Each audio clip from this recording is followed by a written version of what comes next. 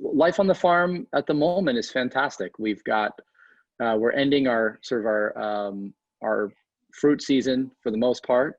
And now we sort of go into a little bit of a slower pace as the fire season sort of starts up, which is when the winds begin. And, you know, in the last few years that's meant a lot of fires, but the animals are healthy, and honestly, the grasses and trees haven't looked better.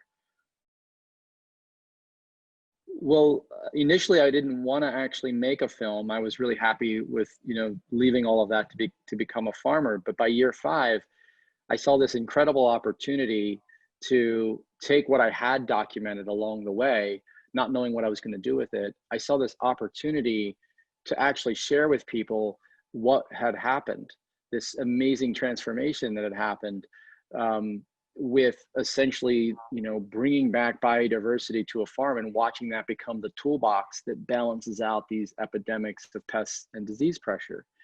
And I knew that if I could do it in the most cinematic way possible, that, you know, I might be able to get the attention of those who may not think that nature actually has the answers we need if we're able to be curious enough.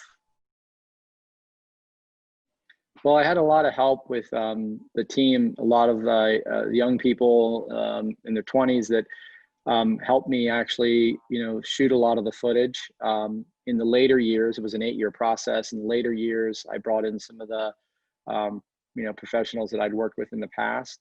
But a lot of the footage is very in the moment footage that was captured either by myself, my wife, and or other pretty competent interns that we had here on the farm.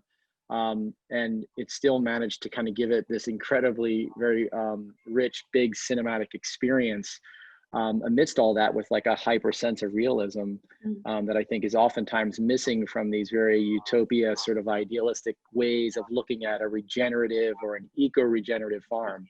I think we were very honest about it.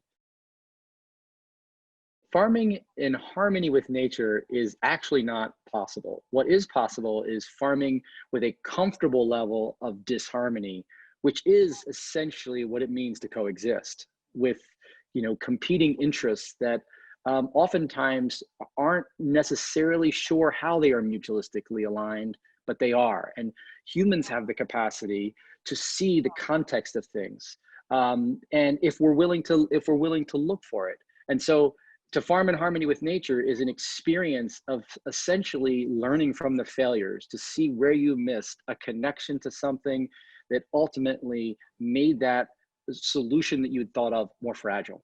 But you learn then the rules of engagement with a process that is interconnected. So it's a comfortable level of disharmony. That's what we're seeking, you know.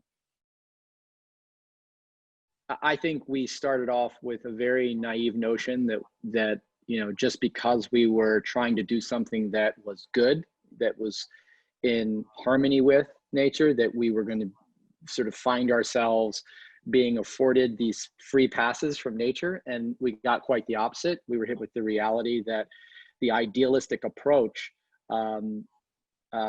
quickly reminded us why we've spent the last 8 decades as a planet abandoning this partnership with nature, and instead tried to dominate it to make it easier on the human experience. So I think we were quickly reminded why people don't do this. But what we learned through the process is that if you stick with it long enough, depending on your land, you will begin to see things that you had never seen before. You will begin to see it become this toolbox that you didn't have at your disposal before. And that was incredibly inspiring, but it took a tremendous amount of patience. And it took a tremendous amount of, I think, eventually courage from Molly and I to live in the shadow of shame and failure long enough to allow the answers to develop through putting one foot in front of the other and finding that deeper connection with our land.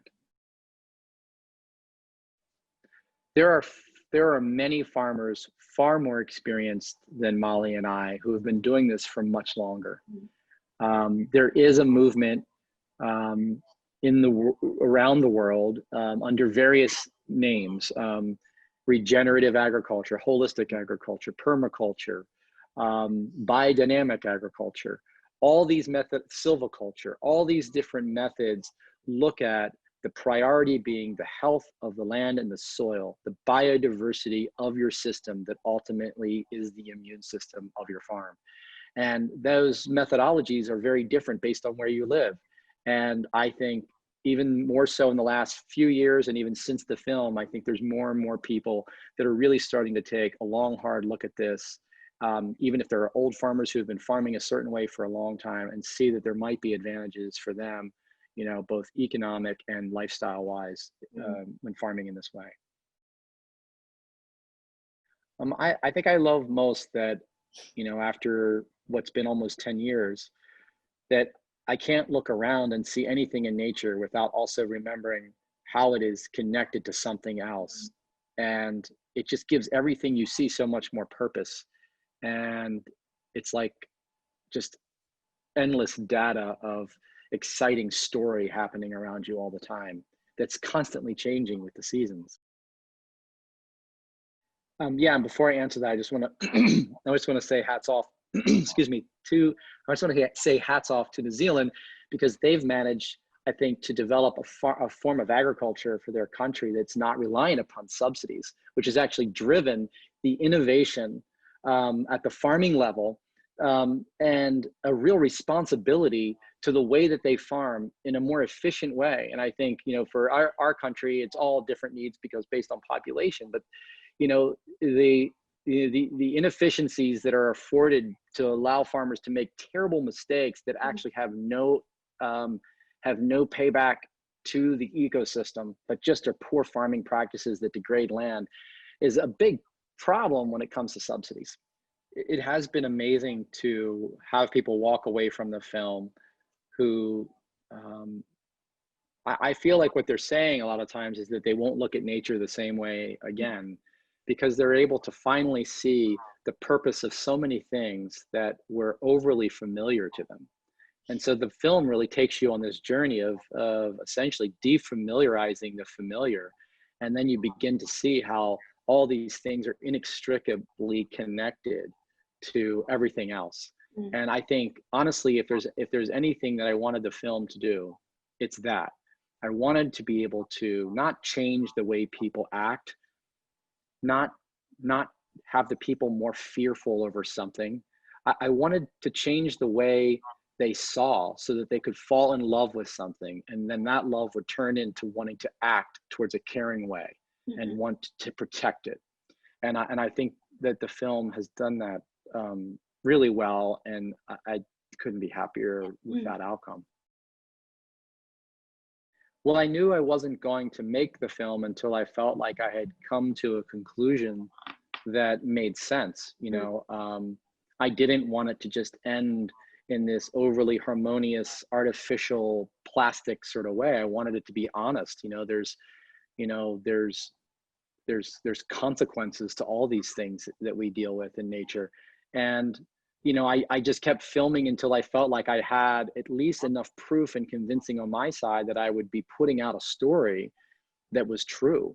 You know, I didn't want people to be overly inspired by idealism and run off the cliff and buy a farm and then, you know, say, oh, nature doesn't work this way. You know, what I put in the film is what I experienced. And I just wanted to be sure that that was sticking for long enough before I released that, you know, to the world.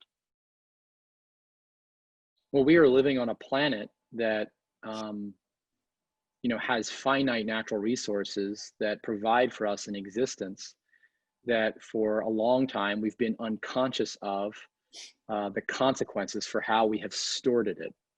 And I think that it would be crazy to let the constant conversation about economics and not the future generations' needs be the only thing we ever think about when we're talking about what we do today.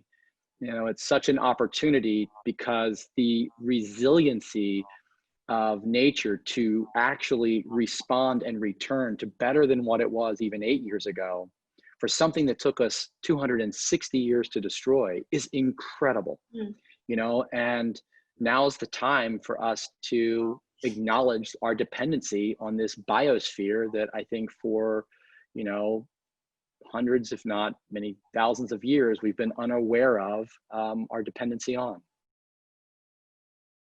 I think one of the the the things I hear a lot is people after watching the film never assume a film about farming to be, I think, as sort of exciting as the journey of our 8 years. Um, they don't expect, I think, the level of excitement and sort of character attachment to the animals. I really did that by design. I tried to create, a narrative arc that, really told the story of our experience. It's not a factual heavy documentary. All the science is in there within the story, but it's not beating people over the head, trying to make them care about farming or care about climate change. I don't even mention those words. And I think people are oftentimes surprised at how the film plays like, a narrative film.